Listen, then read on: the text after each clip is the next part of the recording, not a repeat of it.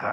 তো আমি বলতে চাই মহামান্য ইব্রাহিমোভিচ, তারেক মনোয়ার, তারপর কি আমির খামসা নাকি আমির হামজা, গাবগাছি, তারপরে পেইসা হুজুর, কি জানা নাম, জোরশের পেইসা হুজুর, তারপরে কি আহমকুল্লাহ, তারপরে আরো কি আছে, আর এরকম যারা মৌলবী টৌলবী আছে, আমি তাদের অনুরোধ জানাবো আপনারা একটা, আর পত্রিকার যারা সাংবাদিক আছেন, সাংঘাতিক নামের সাংবাদিক, তাদের একটু বলবো দয়া করে আপনারা একটা মশা তাড়ানোর একটা দোয়া বের করেন তাড়াতাড়ি। এই মশার কামড়ে আর থাকতে পারতেছে না ঢাকার মানুষজন, এটা খুব কঠিন বিষয়, বরিশালের লোকজন থাকতে পারতেছে না। এগুলো একটা দোয়া আবিষ্কার করেন আপনারা। এত দোয়া, এত হাদিসের বই, এত এত দোয়া, বরকত তফসির, মশা তাড়ানোর দোয়া নাই, মশা তাড়ানোর দোয়া নাই। এটা হইলো কয় কোরআন শরীফে সব আছে, এই একটা জিনিস নাই, মশার কামড়ের দোয়া নাই। এটা প্রমাণ পাওয়া গেল মশার কামড় ঠেকাইতে পারে না।